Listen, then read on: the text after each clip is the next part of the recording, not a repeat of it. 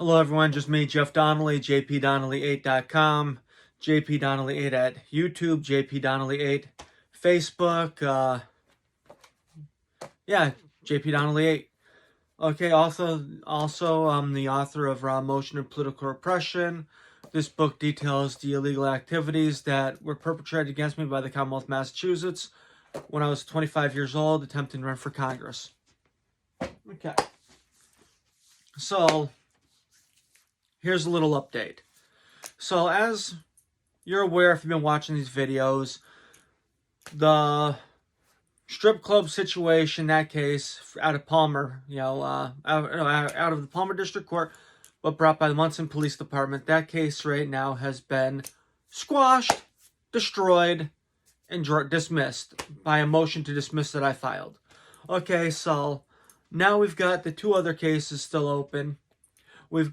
And they're all corrupt. They're all bullshit anyways. So we've got the one where I was arrested when I went to court to actually have the motion to dismiss heard originally, but they didn't want it heard. So they arrested me and beat the hell out of me, then deleted all the video footage and stuff like that, which I've got a motion reconsider hearing in a couple weeks on that right there. I think next week or so. So we've got that case going on still, unfortunately, where, remember, the court officers deleted the video footage of them whooping my ass. Gotta wonder why, right? All about the mask issue, but it was more so that they didn't want to actually have me able to have my motion to dismiss heard that day, which basically this motion that just dismissed it all was the same things I was alleging in that other motion to dismiss that was filed over a year ago. Well, roughly about a year ago now. Okay, so let's get into the Springfield case. The Springfield District Court case where I'm facing charges because I didn't turn in an expired firearm license and my firearms that were in another state where I was still legally allowed to own in. So that case right there, right?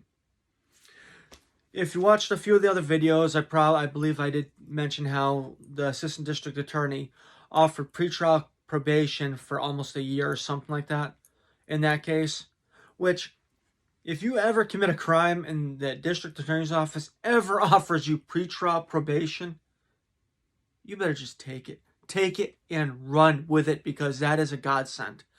Pretrial probation is better than a continuance without a finding. Because a continuance without a finding, you have to admit that they have enough information that they possibly could find you guilty with a continuance without a finding. Pretrial probation is you're actually not saying that they have enough evidence to find you guilty. You're just taking a plea bargain to end the case. So they offered me a year, of like roughly about a year or so of pretrial probation in order to end the case, without me saying that I'm guilty or anything like that. Okay, but I refused back then, if you remember correctly. Right now, I reached out to the assistant district attorney about how to get my guns back, because if you remember that case, my firearm license was suspended until the Palmer case was resolved. Well, now the Palmer case has been resolved, so I contacted the assistant district attorney handling this case about how to get my firearms back, as, per the city of Springfield, I should have them back now. But nope. But this is what I was offered in order to have that case gone. Assistant District Attorney Hobbs stated in writing in an email that what he wants to do is he wants to go to court and do a pretrial probation agreement, and then by the end of the day, the case will be over. So basically, if we go to court at 2 o'clock in the afternoon, by 5 o'clock that same day, the pretrial probation will be over. So he wants me to be on pretrial probation for maybe an hour, maybe 2 hours, 3 hours, or maybe even a half an hour in order to end the Springfield gun case. The case where the Springfield Police Department went to Vermont and illegally confiscated my lawfully owned firearms? the one where Justice Payne, the first justice of the Springfield District Court, ordered me to turn in my firearms that were in another state, legally in another state, to the Springfield Police Department. Also, with Justice Payne, he retired a couple days later and was hired by by the mayor of the city of Springfield to be in charge of the civilian complaint board against the cops. And then, not even a year later, they gave this former judge the position of the city solicitor for Springfield, Massachusetts, making a hell of a lot of money. Kind of strange, huh? The last really thing that he did as a judge was order me to turn in my firearms to the Springfield Police Department. And then the Springfield Police Department went to Vermont and illegally confiscated them. Kind of strange, huh? Okay. But remember, though, right now, this district attorney, assistant district attorney, wants to give me pretrial probation for less than a day.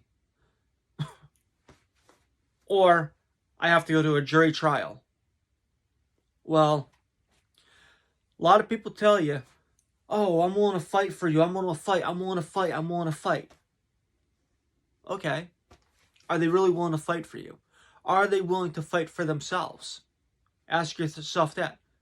And then ask yourself this.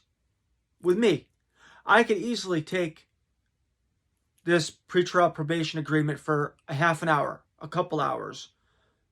But we go to court, and by the end of the court, when court closes that day, it's over.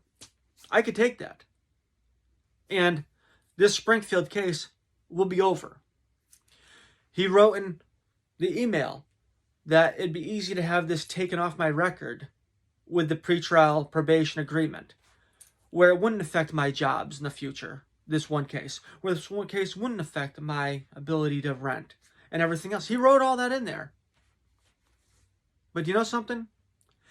The easy way is the coward's way. The easy way is to take this agreement, go into court, and then by the time court's done for the day, it's over. Well, guess what? I'm not going to take the easy way. I'm not going to do this because, honestly, if I'm not willing to stand up and fight for myself, how can you believe that I'll fight for you? Or fight for anyone? You know, this gets me extremely mad when you have the district attorney's office who knows that they have done wrong, who knows that the police department has done wrong, yet they want the person to plead out to even a nonsense pretrial probation plea. But they're so corrupt and so cowardly that they're not willing to just go in there and drop the charges. Because remember something, they have the ability to go into court and say, we're no longer proceeding with this criminal complaint. They can do that anytime they want. But no, they want to actually make it where I have to go in there with them and say, I'm agreeing to pretrial probation. Pretrial probation is nothing. Look it up. Look up pretrial probation. It's nothing. You're not admitting that they have enough to find you guilty. You're not taking a continuance without a finding, which even a continuance without a finding is a godsend for most people. But pretrial probation is even more of a godsend. Okay, so I'm going in there to I believe on the 20 whatever of this month, March. I'm going to be filing a motion to reconsider as well for the motion to dismiss that the judge denied me on in this case, in the gun case, where the judge put in like a case law that had no relevance to my case. Actually, the only relevance that did have to my case was that the case law that the judge actually quoted was about the police went to a guy's house with it to serve him in hand with a revocation letter for his firearms, and the guy refused to let them in the house to confiscate the firearms. You know, that's the case law that this judge quoted, where ADA Hobbs stated that the police didn't have to serve me with in hand or in writing with why my license was being, as he claimed, revoked, but when in actuality it was suspended, only until the Palmer case was over. But you see, so if you look at it, the case that the judge actually quoted in his ruling actually backed my assertion that they had actually served me with it in writing. You know, so it went against what ADA Hobbs actually claimed during the hearing. Okay, so I guess I'll give you guys an update in a couple weeks on the Springfield case. I'll probably end up doing another, like, maybe next week, I believe it is, I go back to Palmer for the court officer situation where they deleted all the video footage that showed them physically whooping my ass. Like, really, no other, like, and it's not like it was a fair fight. It's not like I was actually putting up a fight. They just literally whooped my ass while I was in handcuffs, not even resisting.